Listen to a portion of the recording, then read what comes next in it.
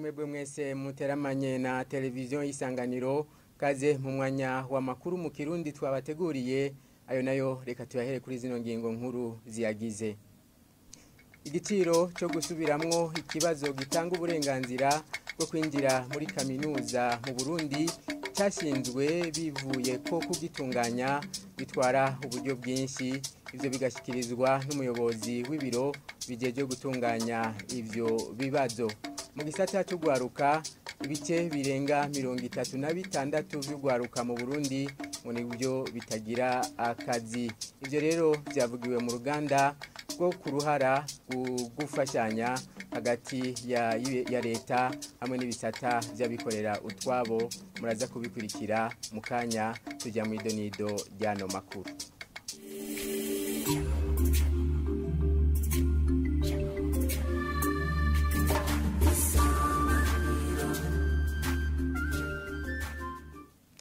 Kaze mu idonido ryano makuru duhera mu gisata c'indero.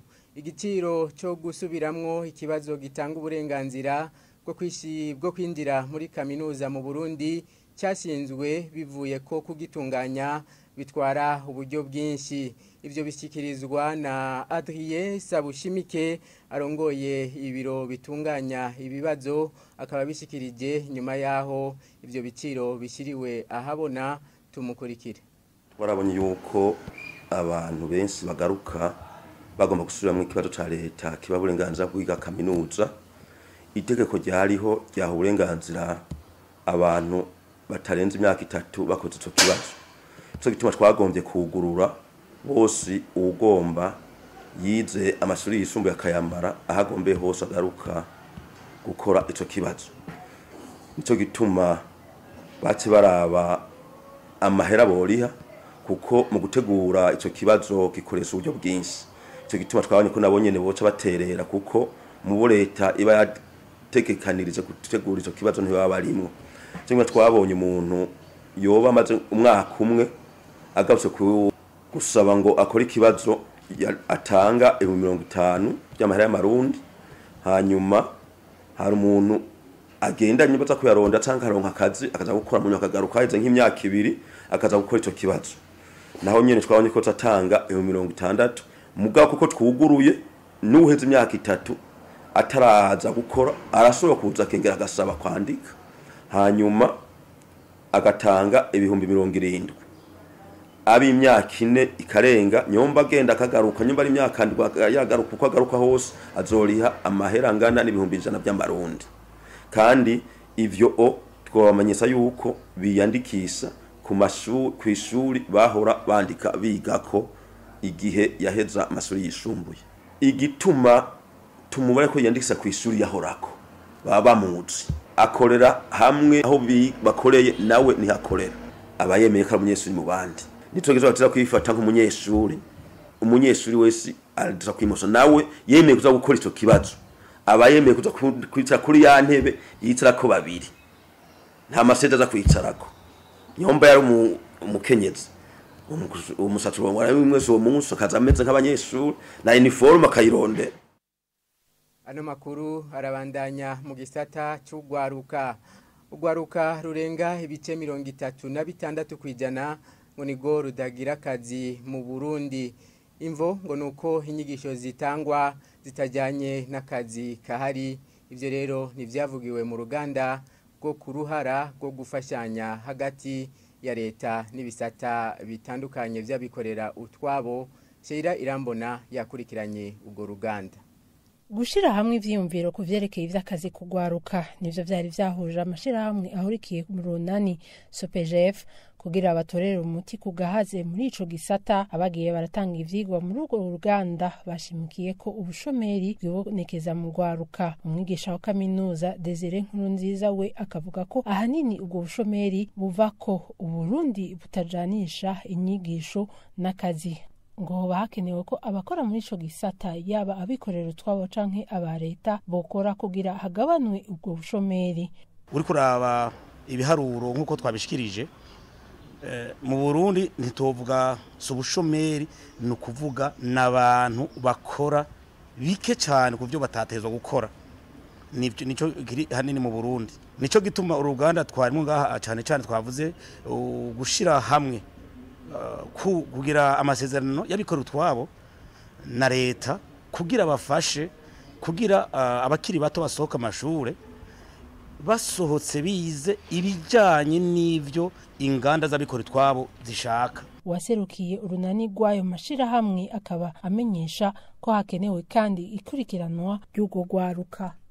La société civile tubwirizwa rero kwegera tukabigisha ingene bakora imigambi, amabanki ashobora guha ingurane, tunabereke n'ukuntu bashobora kwishira mu ngiro tubicishije mu kubafasha kimwe twita accompagnement. Ivyo bikaba bivugwa mu gihe hari amasezerano yatewe ko umukono mu gufashanya kw'ivyo bisata bibiri mu 2014 mu nyigisho kugira hagabanywe ubushomeri mu gwaruka.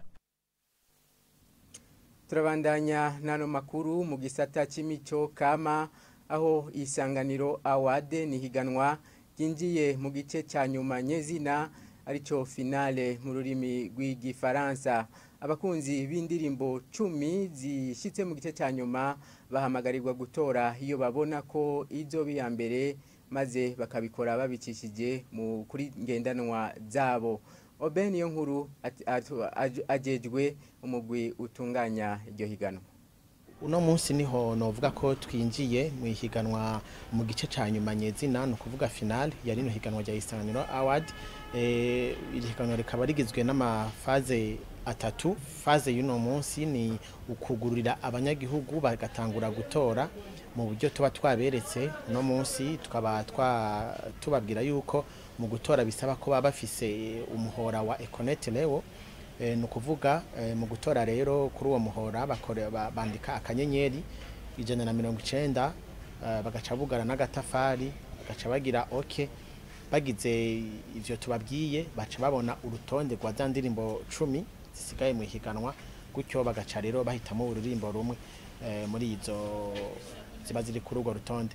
Ubundi buryo bwo gutora no kuvuga no kuja ku buhinga ngurukana bumenyi hari Instagram canke na Facebook, hose ukagira like canke kamenyetso ko gukunda kuri iyo mihora yose, naho nyene ubuhayijwi ururirimbo wifuza ko rubugwa mbere rukaba ururimbo rw'umwaka kuri radio televiziyo Isanganiro. Finale no kuvuga izoba itariki 26 zo ku kwezi kwa gatatu. Ano makuru tuyabandanirize mu gisata cyo mu makungu aho abantu babiri haribo bafuye nayo imodokari zibiri niniya zirahitanwa n'imvura yisegenya yaguye mu gisagara cya Bukavu ni muri Republika Iharanira Demokarasi ya Kongo kuri uyu wa gatatu nk'uko amasanamu yafashwe n'abanyagihugu b'i Bukavu avyerekana. Mu bindi vyahononekariye harimwo utuzu tw'ubudandarizo tugera kuri 50. Mu gisata cy'amakungu nyene ibiganiro hagati y'Uburusiya na Ukraine vyarabandanije kuri uyu wa gatatu. Amakuru dukesha bagenzi bacu bakorera France 24 avuga ko Uburusiya bushaka ko Ukraine gihagarika imigenderanire ya gisirikare gifitaniye n'ibihugu vya rutura ivyo Ukraine gihakana. Ino nkuru tibaza Sheira Irambona. Une Ukraine neutre sur le modèle autrichien ou suédois. Ukraine ikoresha politiki ya gisirikare imwe na Suède canke Autriche, nico kintu Uburusiya busaba kugira hagire ico bahuriza ko mu biganiro vyatangiye kuri wa gatatu. Ukraine ikaba idatahura na gato ivyo igihugu c'Uburusiya busaba. Muri ivyo biganiro bakabona ko kudacudika hamwe n'ibisoda vyo mu bihugu rutura bidakunda bivanye n'ibihe Ukraine irimwo. Mikhailo Podolyak umwe mu bari muri ivyo biganiro ku rubuga rwiwe rwa Twitter agira ati ubu igihugu ca Ukraine kiri mu ngwano igaragara n'Uburusiya, kubw'ivyo tugiye gukora ibintu ko tuvyumva. Iciyumviro c'uko Ukraine yakurikiza politiki imwe na Suède canke Autriche mu kutaja hamwe n'ibisoda vyo mu bihugu bikomakomeye kikaba camiriwe kure n'ibindi bihugu. Autriche igivana n'ibisirikare vyo mu yandi makungu mu 1955 ikaba yahisemo kwigenga mu bijanye na gisirikare ahita nemera abasoda bavuye ahandi kwinjira. Igihugu ca Suède naco nyene nuko ariko coco kikaba gifitaniye ubucuti bwiza n'ibihugu vya Buraya na Amerika. Ukubona Ukraine idashaka gukurikiza ivyo Urusiya wisaba biri mu bituma ibiganiro bitariko bigenda neza. Naho biri uko umukuru w'igihugu ca Ukraine akaba yasiguye ko yiteguye guhagarika injira mu ishirahamwe ry'ibihugu vya Buraya n'uburaruko bwa Amerika OTAN. À ce que son pays renonce à rejoindre l'OTAN. Iyo nkuru rero twari twateguriwe na mugenzi wacu Nicole Ninahazwe atarishayira irambona akaba ari nayo ikisozera amakuru twari twabateguriye. Dushimire mwese mwafashe akanya ko kuyakurikira. Abandi shimiye ni bagenzi banje bamfashije kuyatororokanya. Ibiganiro vya televiziyo Isanganiro birabandanya.